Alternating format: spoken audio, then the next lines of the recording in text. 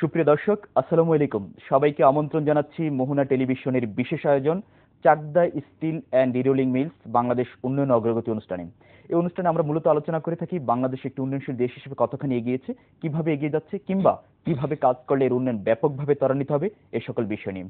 আর এই সকল বিষয় নিয়ে কথা বলতে স্টুডিওতে আমন্ত্রণ জানিয়ে থাকি বাংলাদেশের উন্নয়ন কর্মকাণ্ডের সাথে জড়িত অত্যন্ত প্রিয় মানুষদেরকে।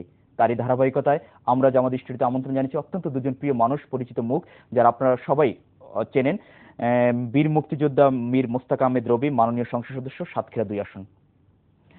এবং আমার সাথে আছেন ডক্টর মোহাম্মদ আব্দুল মজিদ, এনবিআর এর সাবেক চেয়ারম্যান, একজন মিডিয়া পার্সন, এবং একই সাথে হচ্ছে বাংলাদেশের বিভিন্ন বিষয় নিয়ে গবেষণা করছেন এবং বাংলাদেশের সোশ্যাল রেসপন্সিবিলিটি বিভিন্ন কাজের সাথে স্যার জড়িয়ে আছেন। আমি প্রথমেই যাব বীর মুক্তিযোদ্ধা মীর মোস্তাক আহমেদ রবি স্যারের কাছে। স্যার, আজকের প্রতিপাদ্য বিষয় হচ্ছে বাজেট 2014 এবং এলাকার উন্নয়নের সংসদ সদস্যদের ভূমিকা আর কি। সেক্ষেত্রে আপনি নবীন সংসদ সদস্য, মানুষ বিপুল ভোটের মাধ্যমে আপনাকে নির্বাচিত করেছে, সংসদে পাঠিয়েছে এলাকার উন্নয়নের জন্য। একটি বিষয় হচ্ছে যে এলাকার উন্নয়নের কথা যদি সংসদ সদস্যরা ভাবে তাহলে কিন্তু সবকিছুকে ভুলে কিন্তু এলাকার উন্নয়নের দিকে তাকে তাকাতে হয়। কিন্তু নির্বাচিত হওয়ার পরে কিন্তু আমরা দেখেছি অনেক সময় সংসদ সদস্যদের সাথে এলাকার একটা দূরত্ব কিন্তু সবসময় বেড়ে যায়, যার কারণে কিন্তু এলাকারও কিন্তু সেভাবে কিন্তু উন্নয়ন ঘটছে না বা হচ্ছে না। কিন্তু আপনাকে ধন্যবাদ। আসলে একজন জনপ্রতিনিধি যিনি হন ভোটের মাধ্যমে, তাকে জনগণের সাথে সম্পৃক্ততা বজায় রাখাটা খুবই জরুরি এবং রাখা উচিত। এবং আমি ব্যক্তিগতভাবে যেটা আমি মনে করি, আপনি যেটা বলেছেন সেটা কারা কারা করেন বা কারা কারা করেন না, that is not important. Important is what I am doing for my locality. আমি ওখানে নির্বাচিত হওয়ার পরে আমি চেষ্টা করছি, জননেত্রী শেখ হাসিনা, মাননীয় প্রধানমন্ত্রী, উনি প্রত্যেকটা সংসদ সদস্যকে বলেছেন খুব জোর করে যে সবাই এলাকায় থাকতে হবে, জনগণের পাশে থাকতে হবে, জনগণের কাজ করতে হবে। আমার এলাকাতে 43 বছর পরে আমি বাংলাদেশ আওয়ামী লীগের একজন সংসদ সদস্য নির্বাচিত হয়েছি। ওখানে আওয়ামী লীগের সংসদ সদস্য ছিল না, মূলত বিভিন্ন দলের ছিল। তো যাই হোক, ওই জায়গাটা একটা জঙ্গি বেষ্টিত এলাকা।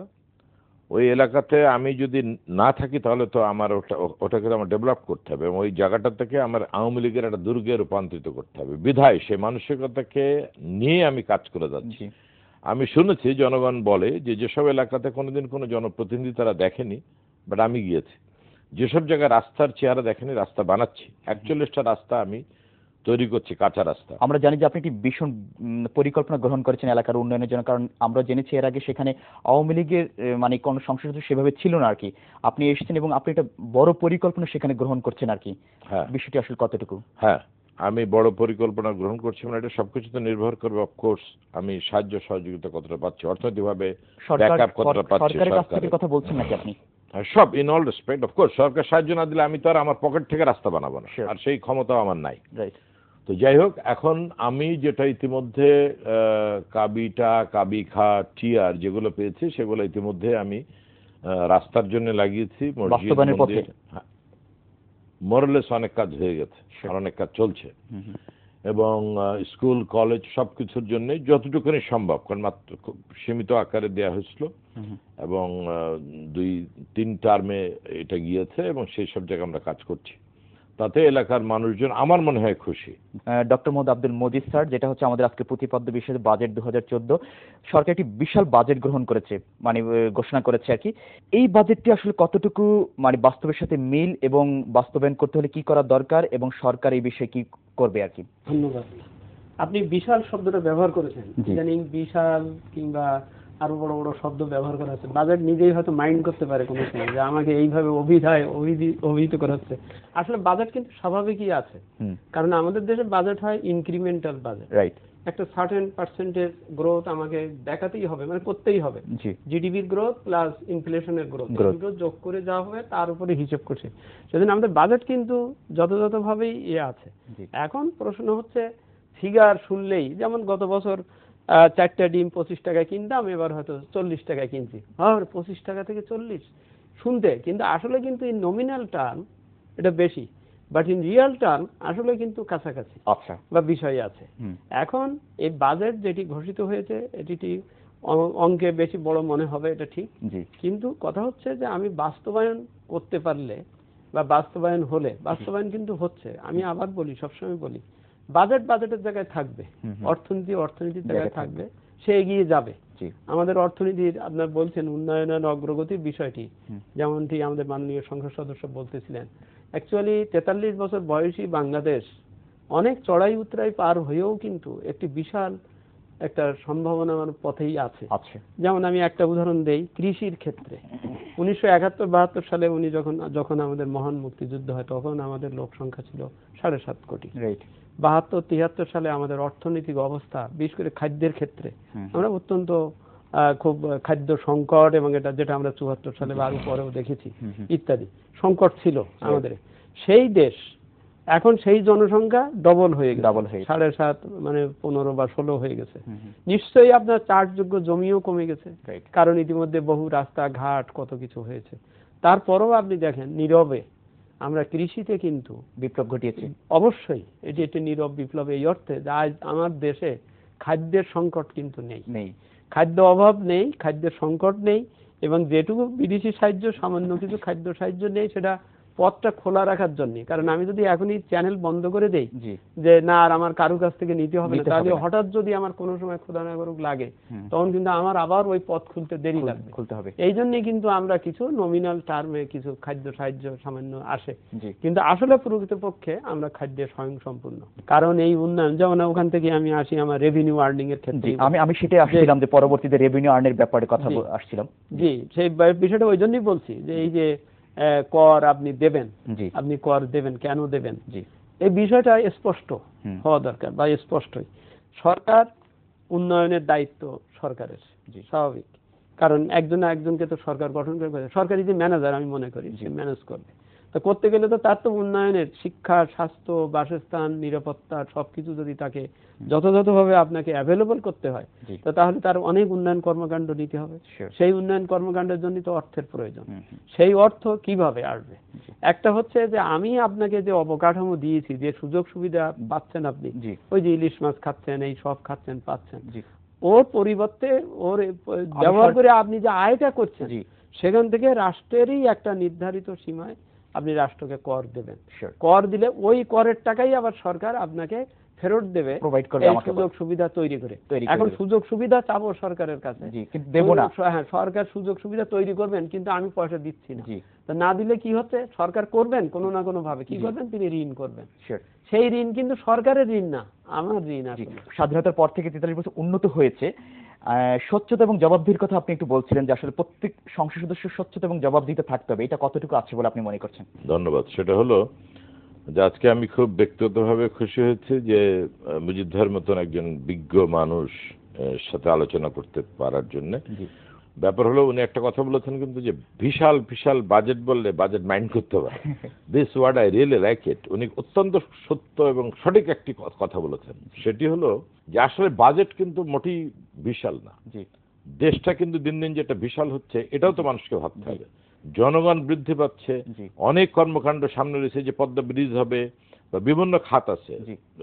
শহরের যে যানজট এটাকে কমাতে গেলে কি প্রয়োজন, এলিভেটেড এক্সপ্রেস ওয়ে হবে, অনেক কিছু হবে, মেট্রো রেল হওয়ার চিন্তা ভাবনা হচ্ছে। স্যার, আমরা একটা বিরতিতে যাবো আর কি, তারপরে এই বিষয়গুলো নিয়ে কথা বলবো। সুপ্রিয় দর্শক, আমরা যাবো চাকদা স্টিল অ্যান্ড রিরোলিং মিলসের সৌজন্যে ছোট্ট একটা বিরতিতে। আশা করছি আমাদের সাথেই থাকবেন।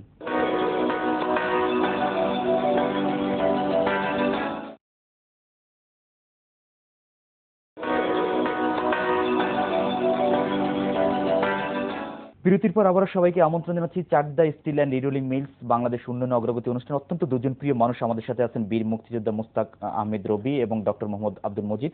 স্যার, বিরতির আগে আমরা যেটা বলছিলাম আর কি, আপনি যে কথাটি বলছিলেন। হ্যাঁ, আমি সেটাই বলি যে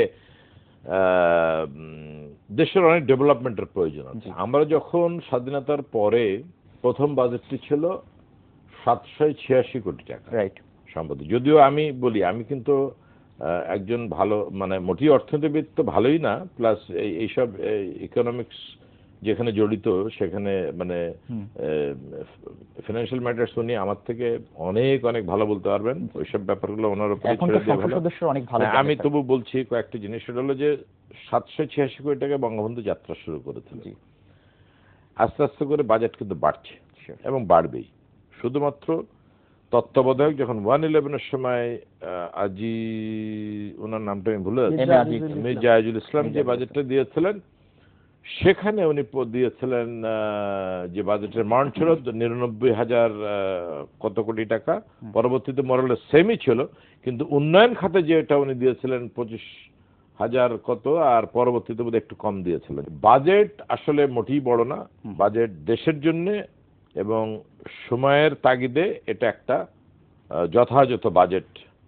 আমাদের ইয়াং এনার্জেটিক, যদিও উনি ওল্ড, আমরা অনেকেই বলি যে উনি ইয়াং এনার্জেটিক একজন মানুষ, উনি দিয়েছেন সঠিক বাজেট দিয়েছেন দেশের জন্য। আর আসলে ভিশন যদি আমার একটা থাকে, আমার একটা ভিশন, একটা দেশ বা জাতির বা একটা গোষ্ঠীর কিন্তু একটা ভিশন থাকে।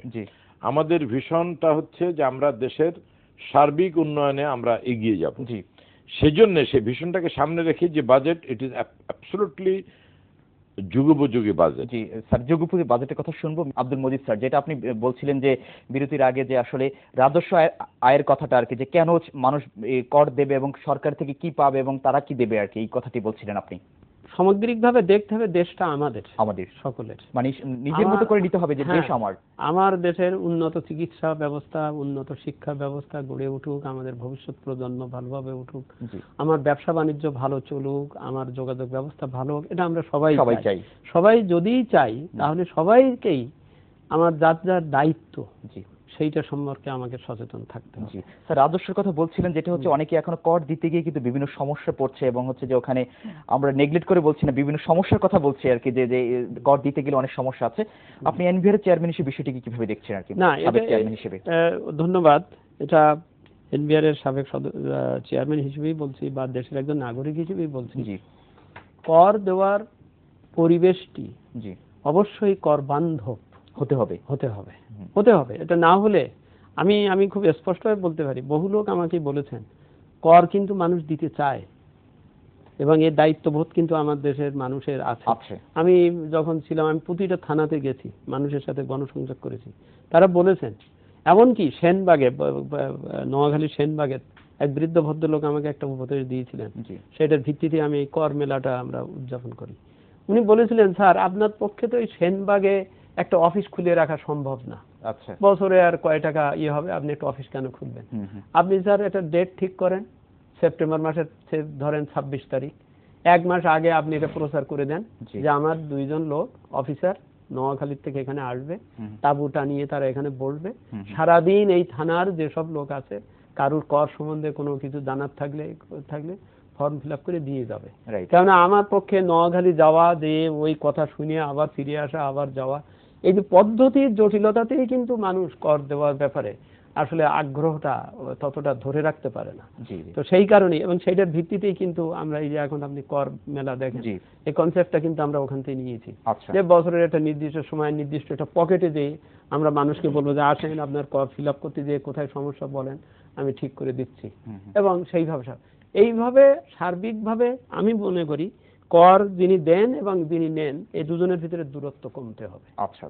এদের আপনি একজন করদাতা, আপনি আমার কাছে আসলেন, আমার কথা বলার স্টাইলটা কি হবে, যে স্যার আপনার এই জিনিস, আপনার এত আয় আছে, আপনি এইভাবে দেখাতে পারেন, এইভাবে দেখালে এটা আপনার ঠিক হবে ইত্যাদি। আর যদি এরকম হয় যে না, আমি কিছু কথা গোপন রাখলাম, কিছু কথা বললাম না, আপনি কিছু বলছেন না, আমি কিছু বলছি না, এই যে দূরত্বটা এর জন্য অবশ্য আমাদের আইন কানুনেরও কিছু আছে, সংস্কার দরকার। ব্রিটিশ আমলের তৈরি করা আয়কর আইন, ওর ভিতরে আছে। আমরা সংসদের কাছে খুব প্রত্যাশা করছি নতুন যে আয়কর আইনটি আসছে সেটা সেখান থেকে যথাযথভাবে দেখে, এবং আইনের ভিতরে দৃষ্টিভঙ্গিটা হচ্ছে ইম্পর্টেন্ট। আমরা দেখতে হবে যে আমাদের যেসব আইন কানুন, এগুলো সব ব্রিটিশ কলোনিয়াল আমলে তৈরি করা। দৃষ্টিভঙ্গিটা ছিল অবিশ্বাসের, ওর ভিতরে ভাষার ভঙ্গিটাও সেইভাবে ব্যর্থবোধক, এইটা করলে এই হবে, এই হলে না হলে এই হবে, কি হবে তা বোঝা যাচ্ছে না, এইটা না, ডাইরেক্ট হতে হবে, স্পেসিফিক হতে হবে, এবং হলে আইন কানুনও যেমন সংশোধন তেমনি অফিসারের সকলে, এবং একই সাথে আমি বলবো করদাতারও এগিয়ে আসতে হবে। মোস্তাক আহমেদ রবি, যেটা হচ্ছে স্যার, আমরা জানি যে আপনি যে ভিশন গ্রহণ করেছেন সেটা সম্পর্কে আমাদেরকে বলেন, যে এলাকার উন্নয়নে কি কি কাজ করছেন এবং কি কি কাজ করবেন আর কি। আমার দেশের young generation is spoiled finish. আমি ভারতে গিয়েছিলাম একটা সেমিনার অ্যাটেন্ড করতে, সেমিনারটা ছিল জঙ্গিবাদ থেকে কিভাবে ধর্ম থেকে সরানো যায়।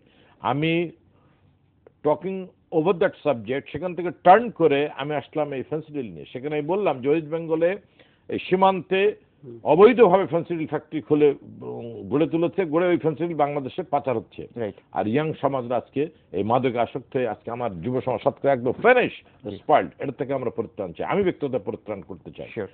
আমি দুর্নীতিমুক্ত, ওই মাদক মুক্ত সুন্দর একটি সাতক্ষীরার স্বপ্ন দেখি, যেটা আমি এখান থেকে 20 বছর ধরে একই স্লোগান দিচ্ছি, একই কথা বলছি, মানুষকে সবাইকে একসাথে করে জি। আমি দল মত সবার ঊর্ধ্বে উঠে কাজ করতে চাই। শিওর। শুধুমাত্র আমার শত্রু জঙ্গি, জি। যারা মানুষ হত্যা করে, যারা ঘর বাড়ি জ্বালিয়ে দেয়, জি। যারা রাস্তা কাটে, গাছ কাটে, এরা আমার শত্রু, আর সবাই আমার বন্ধু। জি। সবাইকে সাথে নিয়ে আমি একটি সুন্দর সাতক্ষীরার স্বপ্ন দেখি, জি। যে সাতক্ষীরায় থাকবে না মাদক, যে সাতক্ষীরায় থাকবে না স্মাগলিং, যে সাতক্ষীরা একটি ওই সন্ত্রাস, জি।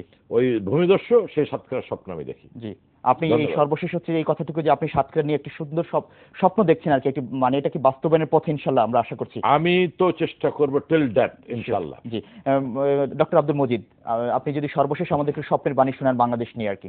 যে এই দেশ আমাদের শত সংকটের ভিতর দিয়েও কিন্তু আমাদের অর্থনীতির যে গ্রোথ বা যে বিষয়গুলো আছে, এতেই বোঝা যায় এর মানুষের ভিতরে কিন্তু একটা আন্তর সহায়ক সলিলার শক্তি জি আছে, কিন্তু শিওর। সেটাকে উজ্জীবিত করতে হবে। জি অবশ্যই আমরা আশা করছি যে সেটা হবে। জনাব মীর মুস্তাক আহমেদ রবি এবং ডক্টর মোহাম্মদ আব্দুল মজিদ, আপনার দুজনকে অসংখ্য ধন্যবাদ আমাদেরকে সময় দেওয়ার জন্য। আপনাকে ধন্যবাদ। আপনাদের সুপ্রিয় দর্শক, আমরা আমাদের অনুষ্ঠান একেবারে শেষ প্রান্তে, তবে যাবার আগে বলছি অনুষ্ঠান সম্পর্কে এবং উন্নয়ন সম্পর্কে যে কোনো তথ্য এবং মতামত আপনি আমাদেরকে জানাতে পারেন। আপনি জানান আমাদেরকে, আমরা জানাবো গোটা বাংলাদেশকে। এতক্ষণ আমাদের সাথে থাকার জন্য সবাইকে অসংখ্য ধন্যবাদ জানিয়ে আমি সাইফুল ইসলাম নয়ন এখানে বিদায় নিচ্ছি। ভালো থাকবেন সবাই, আল্লাহ হাফেজ।